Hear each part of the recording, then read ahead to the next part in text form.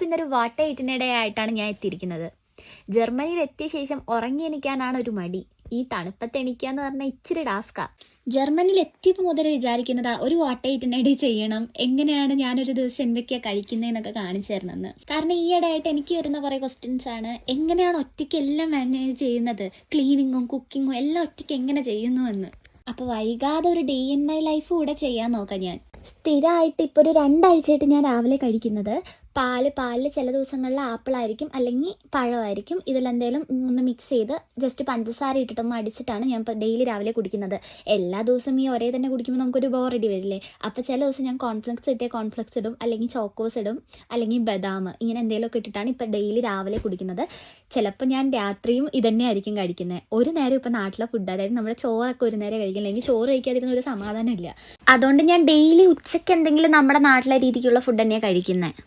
അങ്ങനെ രാവിലെ ഇതൊക്കെ കഴിച്ചിട്ടിരിക്കുമ്പോഴൊരു ദൈവവിളി കേട്ടത്. ദൈവവിളി എന്ന് പറഞ്ഞു കഴിഞ്ഞാൽ ഇവിടെ ജർമ്മൻസിനൊക്കെ ഇടയിലുള്ള ദിവസങ്ങളിലൊക്കെ അവർ റൈസ് ഉണ്ടാക്കി കഴിക്കാറുണ്ട്. അങ്ങനെ അവർ റൈസ് ഉണ്ടാക്കുന്ന ദിവസം എനിക്കും റൈസ് തരാറുണ്ട്. അപ്പോൾ എനിക്ക് കറി മാത്രം വെച്ചാൽ മതിയല്ലോ.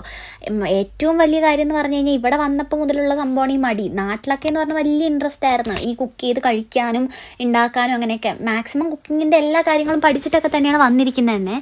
പക്ഷെ ഇവിടെ എത്തിയപ്പോൾ ഒറ്റയ്ക്ക് ചെയ്യണം എന്ന് പറയുമ്പോൾ അത് ഏറ്റവും വലിയ മടുപ്പാന്ന് എനിക്ക് ഇപ്പോഴാണ് മനസ്സിലാവുന്നത്. ശരിക്കും നമ്മുടെ അമ്മമാരെയൊക്കെ ഒന്ന് ആലോചിച്ചൊന്നു അവരെ ഒന്ന് തൊഴുതണം.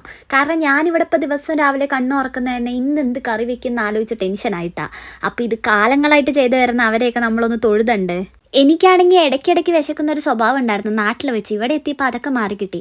ഇപ്പം ഞാൻ മനസ്സിലാക്കിയ കാര്യം എന്ന് പറഞ്ഞു കഴിഞ്ഞാൽ ഞാൻ ഭയങ്കര എക്സ്പെൻസീവ് ആണെന്നാണ്. എന്നെ നോക്കാൻ എന്നെക്കൊണ്ടേ പറ്റുന്നില്ല. അപ്പം എൻ്റെ അമ്മനെ അച്ഛനെയൊക്കെ ഒന്ന് തൊഴുതണ്ടേ. പിന്നെ എല്ലാവരെയും പോലെ 4 മണിയായി കഴിഞ്ഞാൽ എനിക്ക് എന്തെങ്കിലുമൊക്കെ വിശക്കും. ആ സമയത്താണ് ഞാൻ നാട്ടിൽ നിന്ന് കൊണ്ടുവന്ന സ്നാക്സ് എടുത്ത് കഴിക്കുന്നത്. നാട്ടിൽ നിന്ന് കൊണ്ടുവന്ന അവസാന പീസാണ് ഈ കേക്കിൻ്റെ പീസ്. ഇതേ രാത്രിയാവാൻ പോകുന്നു. ഇനി അടുത്ത ടെൻഷൻ, രാത്രി എന്ത് ഉണ്ടാക്കുന്നത്. സാധാരണ ഞാൻ രാത്രി ഇതുപോലെ പാലും പഴമൊക്കെ വെച്ച് അഡ്ജസ്റ്റ് ചെയ്യാറാണ് ഉള്ളത്. ഇന്നിപ്പോൾ ലീവ് ആയതുകൊണ്ട് എന്തെങ്കിലുമൊക്കെ ഉണ്ടാക്കി കഴിക്കാമല്ലോ. എൻ്റെ കയ്യിലാണെങ്കിൽ ഇൻസ്റ്റൻറ്റ് മിക്സിൻ്റെ സാമ്പാർ മിക്സും പാലപ്പം മിക്സൊക്കെ ഉണ്ടായിരുന്നു. അപ്പോൾ ഇന്ന് അത് വെച്ചൊരു പരീക്ഷണം നടത്താമെന്ന് വിചാരിച്ചിട്ടാണ് കയറിയത്. പക്ഷെ അത് വൻ ഫ്ലോപ്പാവുമെന്ന് ഞാൻ അറിഞ്ഞില്ല. പാലപ്പം ഉണ്ടാക്കാനുള്ള പാത്രം ഇല്ലാത്തതുകൊണ്ട് പിന്നെ ദോശയുടെ രൂപത്തിലാണ് ഒഴിച്ചത്. ഇപ്പം പിന്നെ വലുതായിട്ടുള്ള ഇഷ്ടങ്ങളും രീതികളൊന്നുമില്ല. എന്താണെങ്കിലും അകത്തോട്ട് ചെന്നോളും.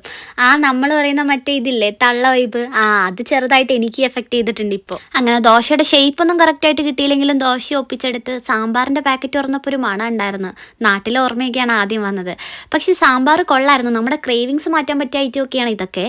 പക്ഷേ സാമ്പാറിന് ഒടുക്കത്തെ എരിവായിരുന്നു. എനിക്ക് എരിവ് സഹിക്കാൻ പറ്റിയില്ല. ഇവിടെ പിന്നെ ഇപ്പോൾ സമ്മർ ആയതുകൊണ്ട് സൂര്യനൊന്ന് പോകണമെങ്കിൽ രാത്രി 11 മണി കഴിയും. നമുക്ക് സൂര്യൻ പോട്ടെ എന്ന് പറഞ്ഞ് കാത്തിരിക്കാൻ പറ്റില്ലല്ലോ. നമുക്കെന്തായാലും നമ്മുടെ പരിപാടി നോക്കാം. വീഡിയോ ഇഷ്ടപ്പെട്ടാൽ ലൈക്ക് ചെയ്യാനും കമൻറ്റ് ചെയ്യാനും ഷെയർ ചെയ്യാനും മറക്കണ്ട. അപ്പം ഞാൻ അടുത്തൊരു വീഡിയോ ആയിട്ട് വരുന്നവരെ ബൈ.